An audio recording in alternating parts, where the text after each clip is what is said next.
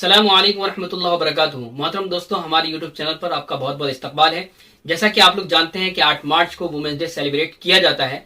मेरा मानना यह है कि ये दिन साल के एवरीडे सेलिब्रेट किया जाना चाहिए, क्योंकि औरतों का, खवातीन का इस फैमिली में और इस पूरी कायनात में जो कंट्रीब्यूशन है, जो योगदान है, वो मर्दों का कभी नहीं हो सकता। अल्लामा इकबाल रहमतुल्लाह अलैह ने औरत की शान में एक शेर कहा है, वजूदे जन से है तस्वीर कायनात में रंग, कि औरत का जो वजूद है उससे पूरी कायनात में रौनक है। अगर औरत का वजूद ना हो तो ये कायनात बेरौनक हो जाएगी।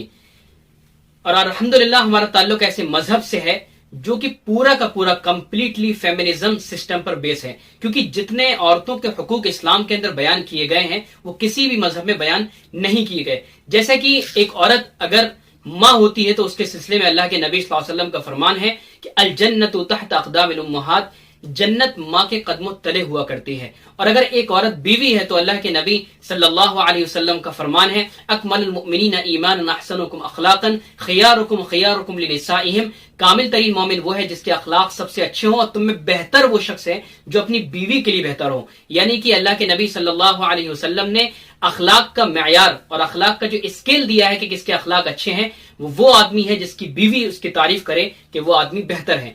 इसी तरह अल्लाह के नबी सल्लल्लाहु अलैहि वसल्लम ने बेटियों के सिलसिले में बयान फरमाया कि अगर कोई आदमी 2 बेटियों की, 3 बेटियों की या एक बेटी की अच्छी तरह परवरिश करे, उनको दीनी माहौल दे और उनको अच्छी तालीम दे और उनका अच्छी जगह निकाह करे, तो ऐसा शख्स जन्नत में दाखिल होगा।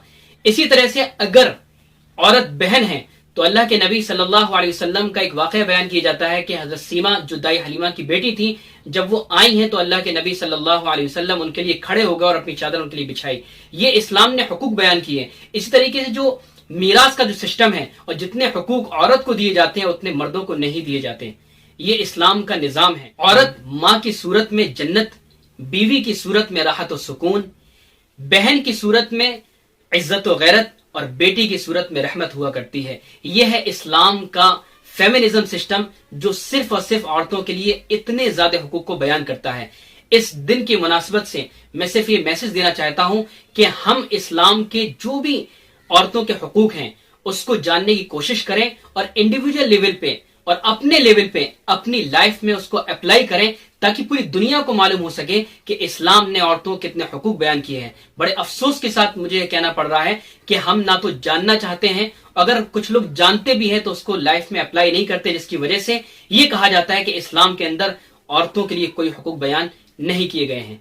अल्लाह ताला से दुआ है कि आप और हम मिलकर सबसे पहले तो जो इस्लाम में हुकूक बयान किए गए हैं उसको जानेंगे, इंडिविजुअल लेवल पे अपनी लाइफ में अपनी माँ, अपनी बहन, अपनी बीवी, अपनी बेटी के साथ वो हुकूक अदा करेंगे, फिर पूरे दुनिया के अंदर इस पैगाम को पहुंचाएंगे।